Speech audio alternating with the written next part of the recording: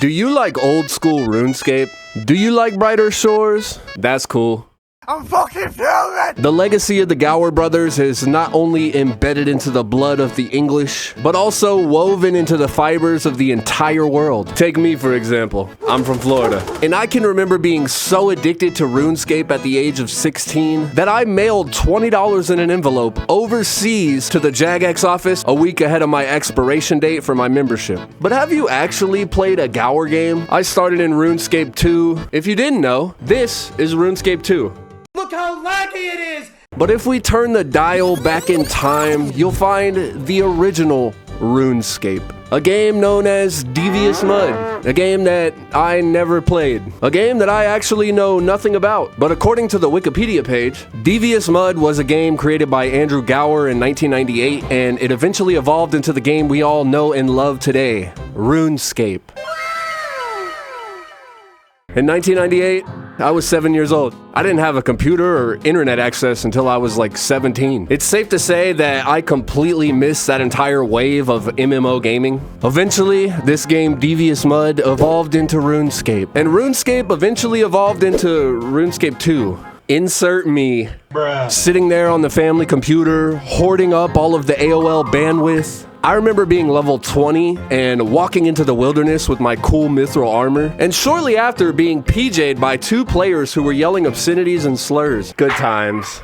Years went by and Jagex started advertising the closing of RuneScape Classic. Now, I had a few 99s at this point. Fishing was my favorite. It's also the reason why I can no longer fish in any MMO. I figured I'd go ahead and log into this RuneScape Classic.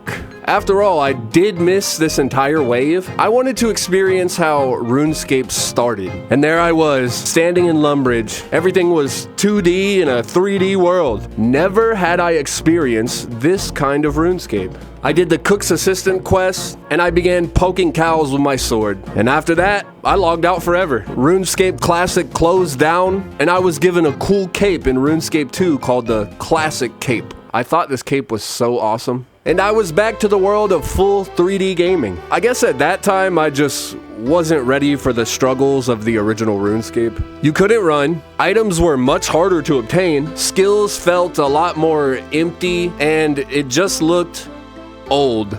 Eventually, RuneScape 2 converted into RuneScape 3, and the company made a lot of questionable decisions. Actually, the company is still making a lot of questionable decisions. I played a lot of RuneScape 3, and after 12 years, I was bored. I stopped logging in other than events and double XP weekends. Some time went by, and I came across an It's Will video. He was playing this game. Some of you might know it. It's called Genfanad, also known as Generic Fantasy Adventure. Okay. Why does your character in game walk exactly like you, IRL? I don't walk like this. It was kind of like RuneScape Classic, but nowhere near as polished. I decided to give it a try and relive the era that I missed. In Genfanad, Toxin was born, a character that was purely using range and defense. I think they call this a range tank. In Genfanad, I truly began to fall in love with this older era of RPGs. It was a small community of gamers that was very tight-knit. I would interact with the same people almost daily. And we even held some crazy live streams. Oh, what happened, Charles? You got a little crocodile coming to get. Oh shit, I got a crocodile on me too. 22! No! I fucking died!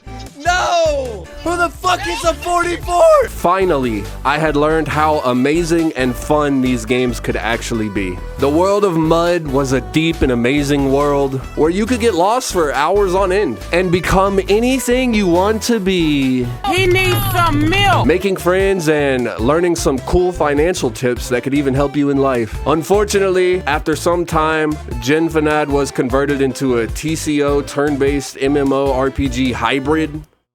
Dude, who thought that was a good idea? Is this really a genre now? The game shut down shortly after, and all of us Genfanites had no home. Some of us played Preservation of RuneScape Classic. Some of us decided to play Brighter Shores. Ultimately, though, we lost our game. We lost our home. Now, you're all caught up with the timeline. I went and did a long run in Brighter Shores. I'm sure most of you have seen it. Got to hang out with the amazing community and dev team alike. You all know me as the Cabbage Man. And although I've been taking a break from Brighter Shores, I do have 200 hours of footage for the Only Hands series, and I promise it will come out one day.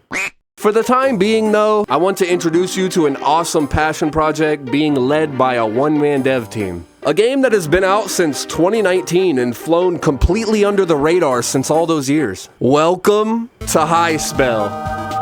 HighSpell, formerly known as CarbonOdyssey 1. Wait, why is there a 1? HighSpell is a game similar to each game I have listed before, with roots inspired by games like Devious Mud.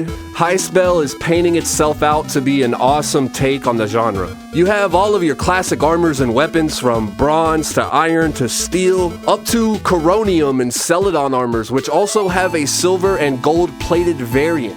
You can be a magician that chisels logs into scrolls and creates powerful spells, or even a top-tier range safe-spotting asshole that reuses the same arrows over and over again. There's a wilderness area that has open PvP divided into level brackets. Multi-combat is enabled through the entirety of the world, and you can even cut down entire forests and craft the logs into various items. No fire making though. We don't know how to light fires in HighSpell. Currently, there's only 4 quests in the game, but from the couple that I have done, they feel very nostalgic and challenging. And they give a nice sense of accomplishment when you unlock a new area. The map in the game feels incomplete, but at the same time, I just keep finding new things. There's tons of areas to get lost and discover, from the Barbarians base to the Land of the Elves to areas like Dragon Smoke Island and the Wasteland Maze. There's a lot of content that's hidden all over the world. On top of that, you have 16 different skills inspired by the classic RPG wave. You want to cook?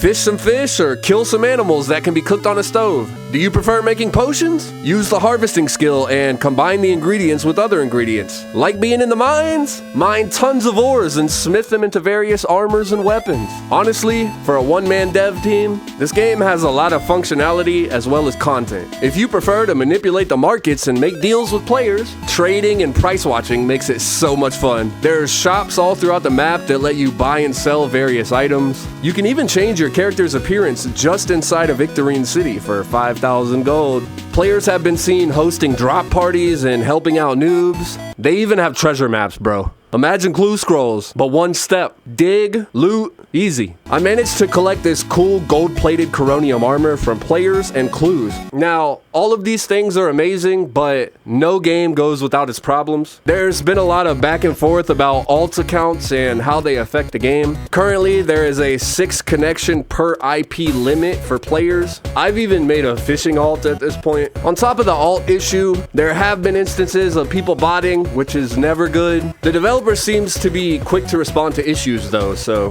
that's good. These are 2 issues that are pretty much unavoidable once it gets out of control. Unfortunately, that's gaming in the modern era. The game has a day and night cycle which can lead to some beautiful moments. I'd love to see content that only shows up at midnight or something. Items even wash up on the beach all throughout the day and night. You might even find a rare pirate's key. I think these 2 features are so amazing. The player base is currently quite small, so the markets are currently shifting and players are currently trying to find fair trade offers. I personally love trading and making deals with other players. If you like raids, then the Undercroft is a place located in the Wastelands where you progress through levels of enemies and open chests with different tiered rewards. Once you enter the Undercroft, the door behind you locks. The only way to make it out is to fight through the wave of enemies and get to the next tier of chests where you will find a ladder to escape. If you die in HighSpell, you lose all of your items besides the 3 most valuable. I think the value is determined based off a shop price.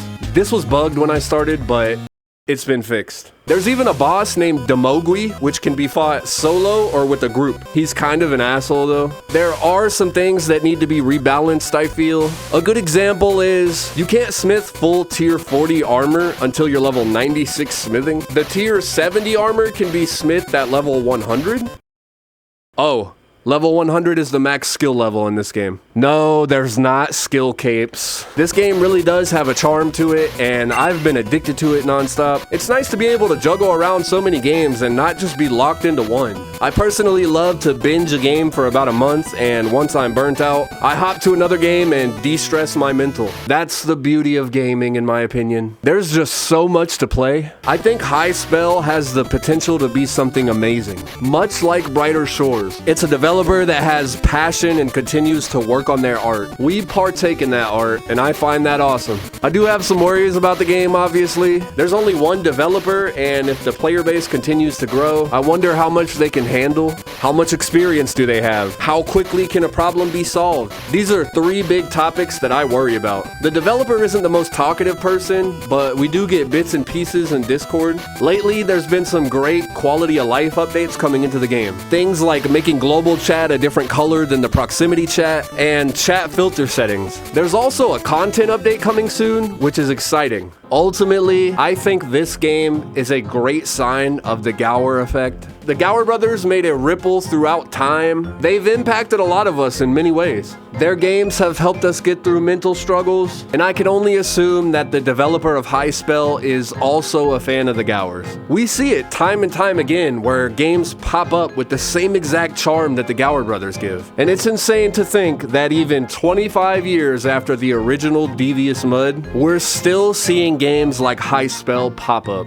We've built up a strong community of gamers within this genre, and I'm happy that I'm getting to relive the golden era that I missed all of those years ago. At this time, I want to say thank you to the developer of HighSpell, and as always, a huge thank you to the Gower brothers and their teams throughout all of these years. These games are some of my favorite ever, and I think I'll play them until I leave this earth. I'm going to regress into a cave now and binge HighSpell, so maybe I'll see you out there. Don't forget that we're all living in this world together, and even if we're all the way across the world, we can meet up in these games and create moments that will never be forgotten. Take care, everyone. Only Hands is still happening. I'm sorry it's so late. Editing sucks. I'm just now finding my spark again. Cabbage Man out!